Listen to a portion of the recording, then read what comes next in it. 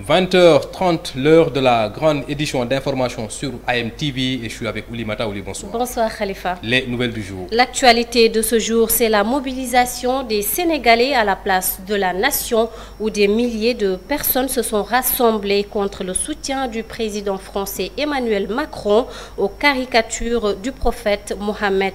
Et puis élection de Joe Biden, un grand espoir pour les Africains à qui on avait interdit le sol américain depuis l'arrivée du président sortant Donald Trump, et une brève présentation sur Kamala Harris, première femme noire, vice-présidente des États-Unis, vous sera proposée dans ce journal par la rédaction de AMTV. C'était tout pour les titres, Khalifa. Et l'on revient pour le développement de ces sujets annoncés.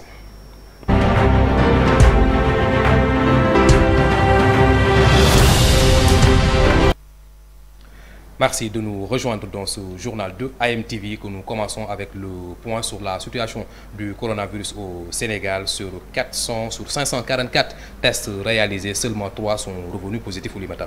Et un seul cas de transmission communautaire a été dénombré et 13 patients sont déclarés guéris. Toutefois, il n'y a eu aucun cas grave et aucun décès. Suivons le point quotidien de la situation de l'épidémie avec le docteur Mamadou Ndiaye du ministère de la Santé et de l'Action sociale.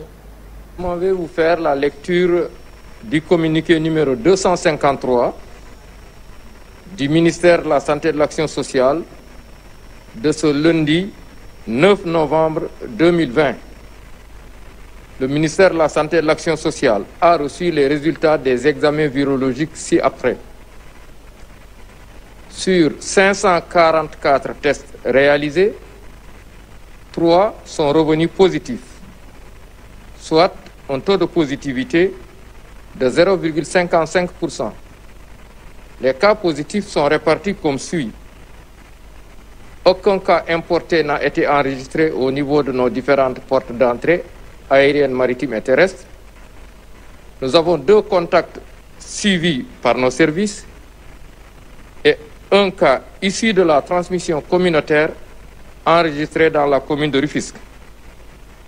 13 patients hospitalisés ou suivis dans les domiciles ont été contrôlés négatifs et déclarés guéris. Aucun cas grave n'est pris en charge dans nos services de réanimation et aucun décès n'a été enregistré ce dimanche 8 novembre 2020. C'était là le docteur Mamadou Ndiaye du ministère de la Santé et de l'Action sociale. Après la Turquie, l'Iran, le Bangladesh et plusieurs autres pays du monde, le Sénégal aussi a manifesté contre l'islamophobie. Ce samedi dernier, la communauté musulmane du Sénégal s'était donné rendez-vous à la place de la Nation. Cela pour fustiger le comportement du président français Emmanuel Macron avec ses caricatures à l'endroit du prophète de l'islam. Aujourd'hui encore, d'autres Sénégalais continuent de fustiger le silence du président Macky Sall, toujours sur le sujet. Élément de réponse avec Bakary, avec Cheikh Labou. Ce samedi, à la place de la Nation, leaders d'opinion, hommes politiques et autorités religieuses de tous bords ont répondu à l'appel de manifestation contre l'islamophobie. Je salue vraiment cette manifestation qui était vraiment, je veux dire, quelque chose de normal. Parce que vu un pays qui est majoritairement musulman, donc je pense que quand on touche à notre religion, à notre prophète, nous devons vraiment nous mobiliser. Et nous avons vu que cette manifestation regroupait presque les tariqa. Il n'y avait pas de mouride, pas de distinction entre eux. Donc on s'est regroupé juste pour une cause noble qui est celle de se battre pour notre religion. À se voir que les Sénégalais sont unis, ils veulent Mohamed, et nous veulent Mohamed. Ces jeunes, notamment rencontrés dans les rues de Dakar, n'ont pas manqué de déplorer le refus pernicieux du président Macky Sall de se prononcer sur cette affaire, malgré son ampleur au Sénégal.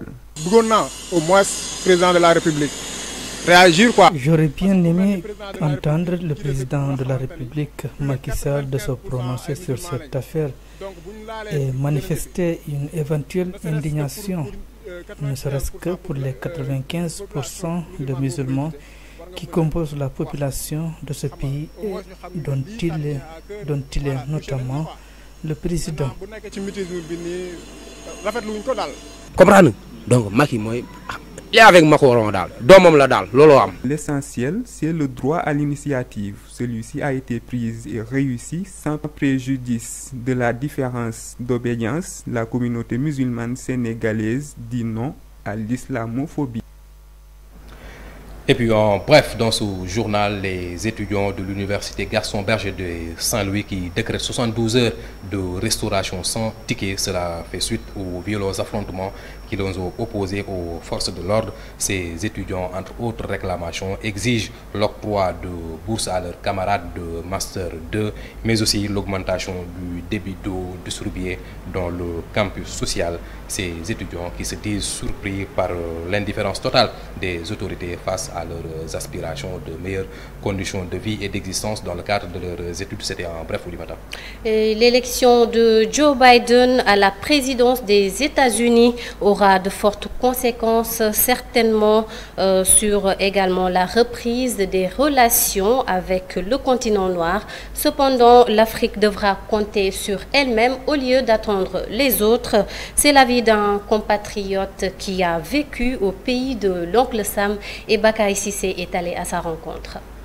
Est-ce qu'il fera mieux? Et encore que faire mieux que Donald Trump, c'est pas quelque chose de très difficile. Mais rappelons-nous que Biden était en ticket avec Obama et qu'il a travaillé avec Obama et que certaines mesures qu'Obama avait eu à prendre, ils ont eu à les prendre ensemble.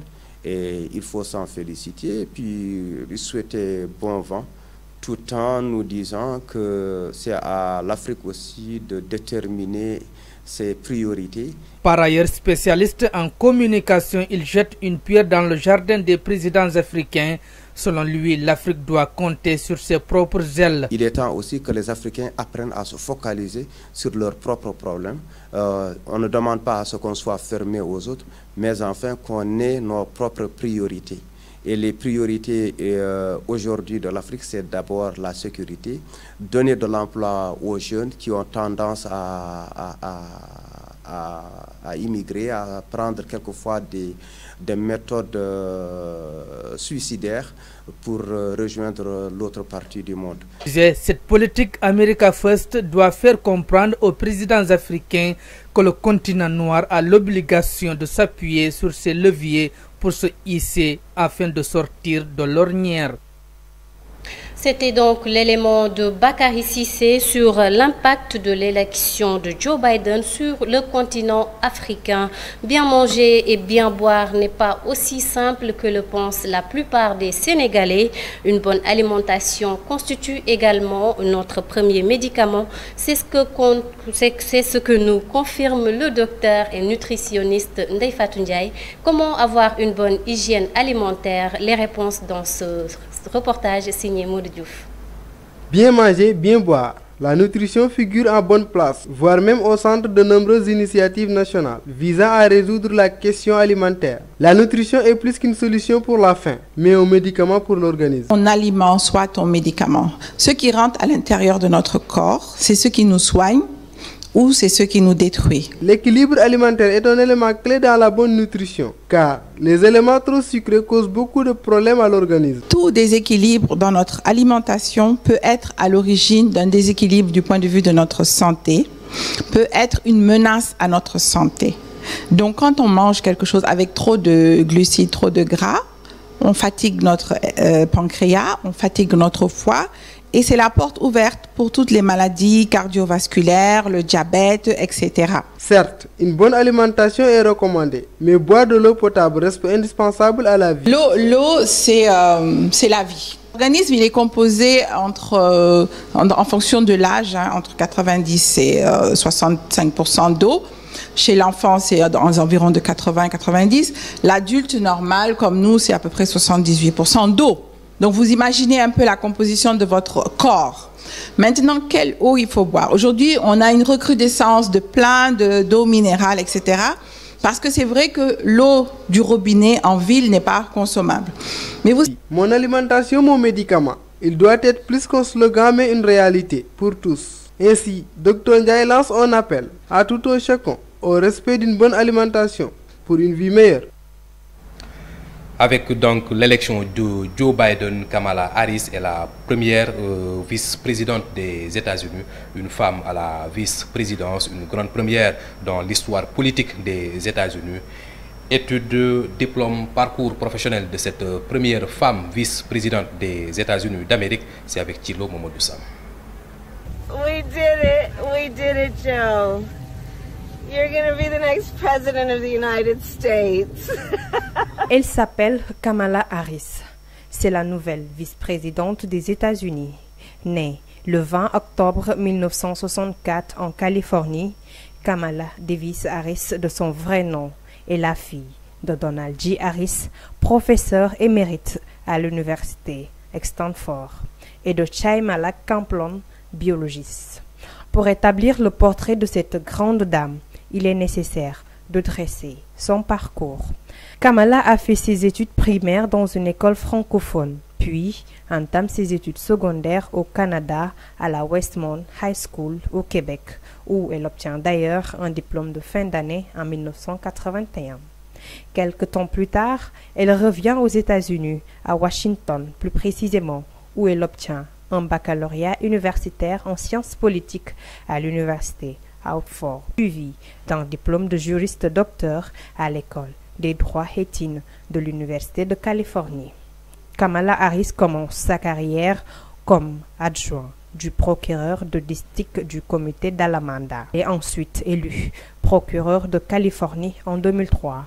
Puis, elle monte encore un échelon et devient la première femme noire à occuper le poste de procureur général de Californie.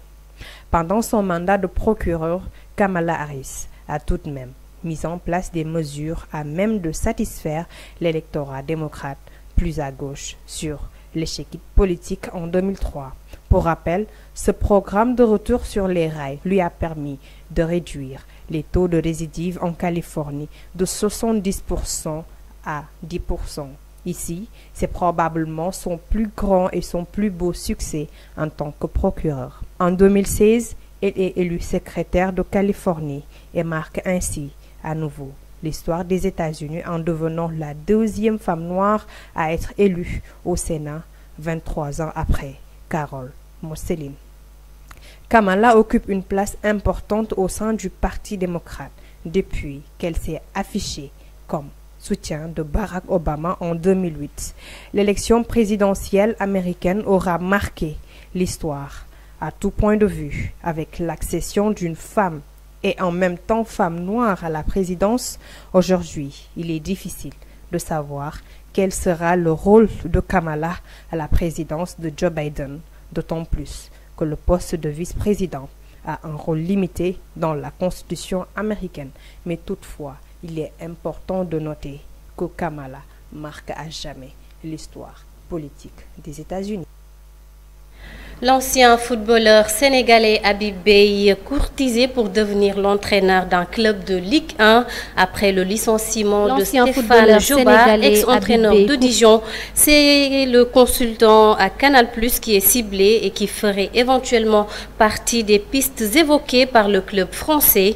Habib Beye a d'ailleurs été interrogé à ce sujet sur le plateau de Canal Sport Club et s'est dit être flatté d'un éventuel intérêt d'un club de la Ligue 1. Cependant, Habib Beye ne donnera pas de réponse très précise à propos de cette question. C'est en bref, Khalifa. Et c'est l'élément sport qui met à terme à cette édition Oulimata. Effectivement, Khalifa. Que nous avons eu le plaisir de vous présenter l'information qui continue sur www.amtv.sn. Merci de nous avoir suivis. Rendez-vous demain, même heure. Bonsoir.